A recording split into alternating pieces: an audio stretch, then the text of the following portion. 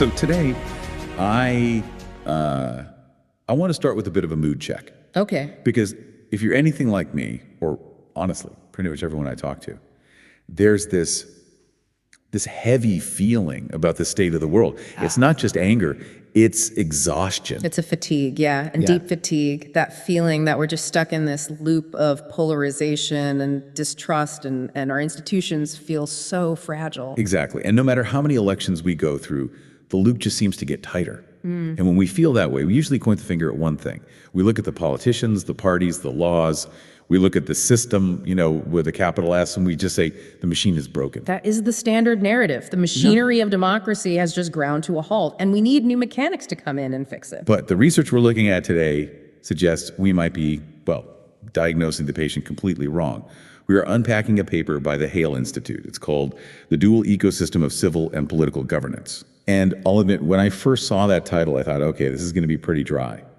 But the central argument is, it's actually really provocative. It really is. It challenges this fundamental assumption that politics is the main driver of a healthy society. So the core idea, the premise, it relies on this metaphor that I'm still kind of wrestling with.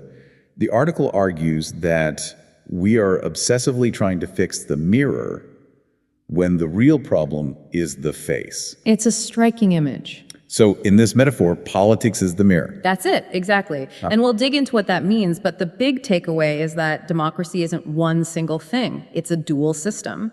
You have political governance, that's the stuff on the news, and then you have civil governance, which is sort of the water we swim in every day. And the argument is you can't fix one if the other is. If the other is rotting, you can't. Okay, because that sounds nice. We need a better society. But when people say that, it usually feels a little fluffy, like, oh, just be nicer to your neighbor and Congress will magically get along. I'm a little skeptical that civil governance is anything more than a fancy term for, manners. And that's exactly the skepticism the paper anticipates. The Hale Institute isn't talking about vibes or just being polite. They're arguing that civil governance is a structural system. It has its own rules, its own authority, its own mechanisms, just like politics. The system. Yes. And if we don't treat it like a system, the political one will just collapse under the weight of trying to do everything. All right, let's test that then. If this is a dual ecosystem, we need to define the two species in it. I think we all have a general idea of what political governance is, but how does the source actually define it structurally? So political governance is defined by two main things, really. Its scope and the nature of its authority. So scope-wise, we're talking about jurisdictions. Cities, states, nations, it's the map. The lines on the globe. Got it. Right. But the critical part is its authority. Political governance is binding. It has a monopoly on force. It decides who has the authority to make decisions that everyone has to follow, whether you agree with them or not. That's the old monopoly on violence idea. If I'm speeding, I don't get to debate the officer. I get a ticket. The state has the power to enforce that. Precisely. Its legitimacy comes from elections, constitutions, and that enforcement. It's universal within its territory. You can't opt out. It's the hard skeleton of society. Okay, the skeleton, the mirror. So now contrast that with civil governance. Because to me, this still sounds like the everything else bucket. Churches, bowling leagues, my family. Yeah. Is that really governance? The paper says yes, 100%. But it governs differently. Civil governance has a moral and relational authority. Its scope isn't borders on a map. It cuts across families, professional groups, faith communities, even online spaces. But it's not binding. My homeowners association can't throw me in jail. I mean, they'd probably like to, but they can't. They cannot, and that's the key distinction. Civil governance runs on social capital, not force. Its legitimacy comes from trust, from shared values, from voluntary participation. You follow the norms of your community, not because you fear arrest, but because you value the relationships. You value your reputation within that group. So to boil it down, political governance is about jurisdiction and laws, what you must do. And civil governance is about relationships and values, what you should do. That's a really good summary. But here's my hang up. We've had civil society forever. Churches, clubs, Rotary groups. They're not new. So why is the Hale Institute waving this huge red flag now What's changed? And that brings us right back to that mirror in the face diagnosis. The argument isn't that civil society vanished, it's that it has become fundamentally distorted. And we are ignoring that distortion to focus all our energy on politics. So we're just screaming at the mirror because we don't like our own reflection. Correct. I mean, think about the common complaints about modern democracy.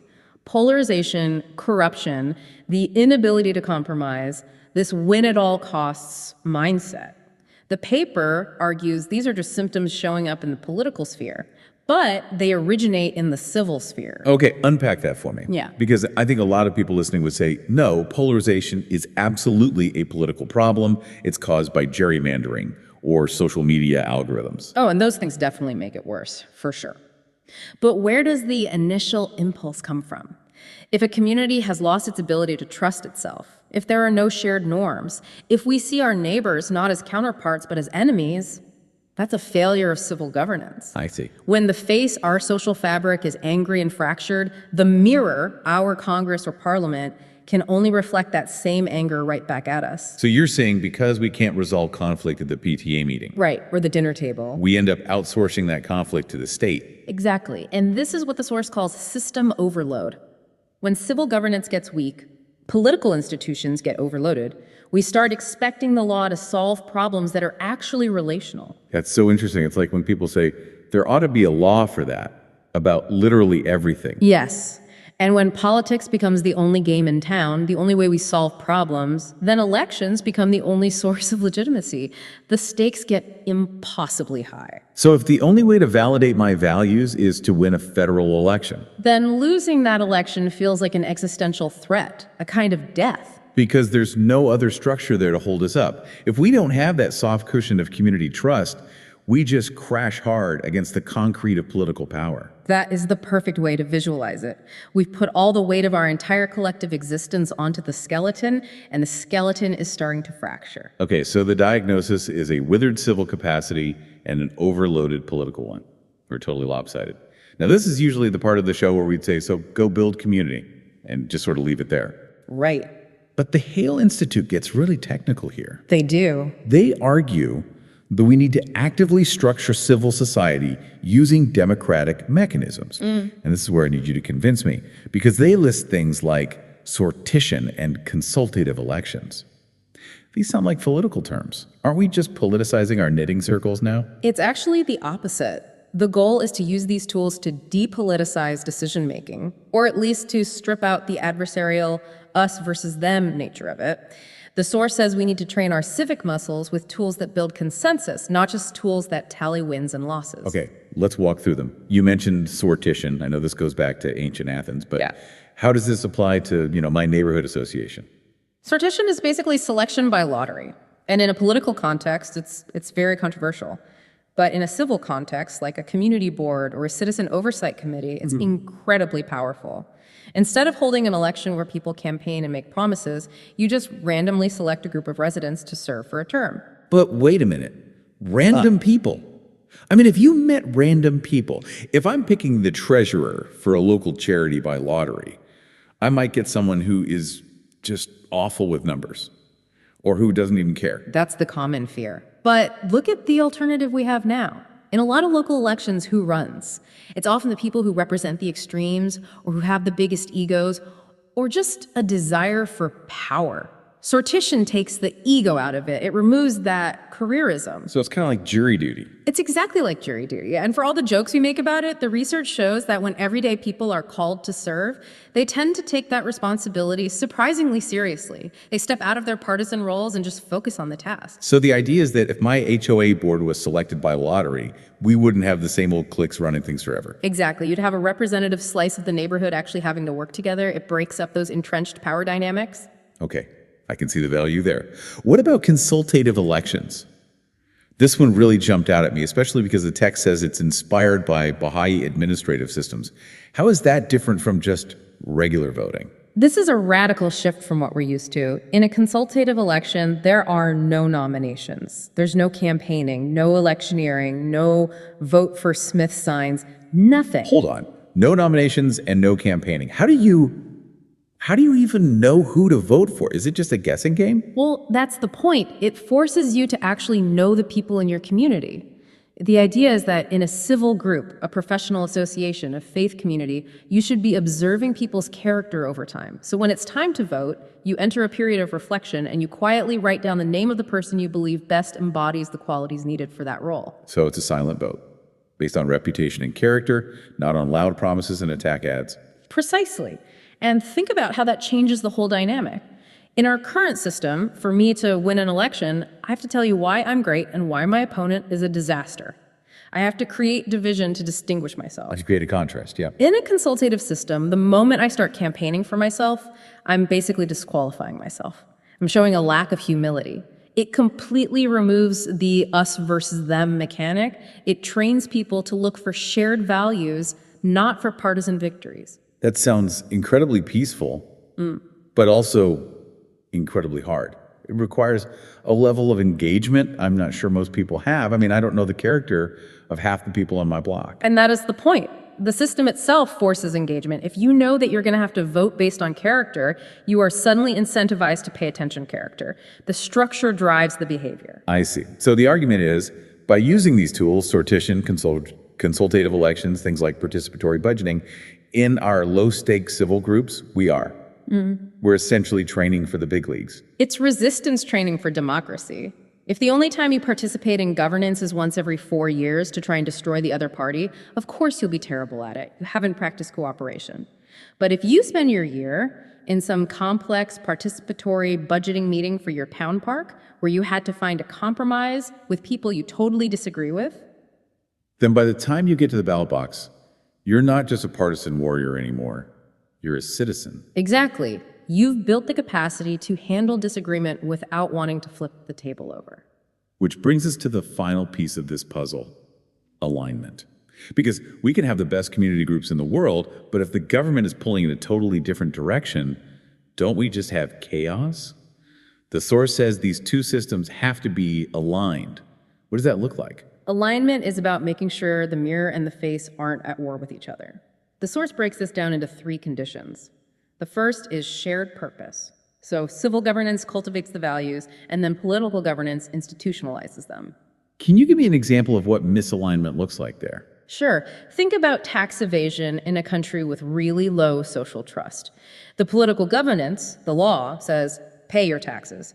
But if the civil governance, the culture, says, the government is corrupt, it's smart to cheat, then the system fails. No amount of enforcement can fix that if the culture fundamentally rejects it. Right. You can't arrest everybody. Exactly, that's misalignment. Alignment is when the cultural value of, say, fairness matches the legal requirement of taxation. The second condition is mutual legitimacy. Civil society provides the buy-in, the trust, and the political system provides the protection, the rights that allow civil society to even exist. And the third condition? The third is what we were just talking about, democratic mechanisms in both spheres. We need to stop thinking democracy is just a thing the government does. The source proposes this new definition of democracy as a dual governance ecosystem. Sounds like a term from a biology class. It's a good fit. I mean, in an ecosystem, you have different organisms doing different jobs to keep the whole forest alive. In a healthy democracy, political governance is the skeleton. It provides the structure and protection. But civil governance is the muscle and the tissue. It provides the movement, the life, the connection. You can't have a healthy body with just a skeleton, and you definitely can't have one with just a pile of muscle. This really reframes that exhaustion we started with. We're exhausted because we're trying to use the skeleton to do the work of the muscles. We're trying to legislate kindness. We're trying to vote for trust. And you can't. Those things have to be built. They have to be built relationally, and that's the harder work, isn't it? It's much easier to donate $20 to a campaign and then blame the candidate when things go wrong than it is to sit in a room with a difficult neighbor and figure out how to fix a fence. That's the kicker. It puts the responsibility back on us, but in a structural way, not a vague one. It does, and I want to leave you with a thought that really stuck with me from this paper. If we truly accept the premise that political governance is just a mirror, here it comes, the heavy hitter, then we have to look at our own microgovernance.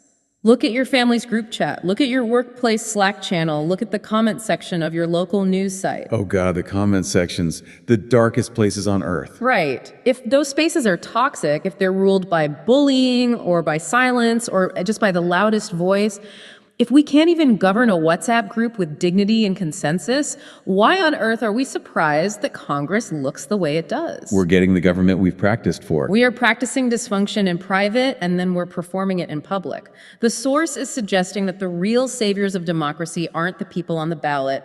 The saviors are the mechanisms we choose to govern our daily interactions. If we can change the face, the way we relate to each other, the mirror will eventually have no choice but to reflect that better reality. That is both terrifying and empowering. It means I can't just blame the folks in Washington anymore. I have to look at my own HOA meeting. I'm afraid so. Well, on that slightly intimidating note, we're going to wrap it up. This has been a deep dive into the dual ecosystem of democracy. It's a lot to process, but I think it gives us a new lens to see the world through. Instead of just seeing broken politics, maybe start looking for the broken civil connections underneath. And start looking for ways to actually fix them. Absolutely. Thanks for listening, and thank you for helping us unpack all this.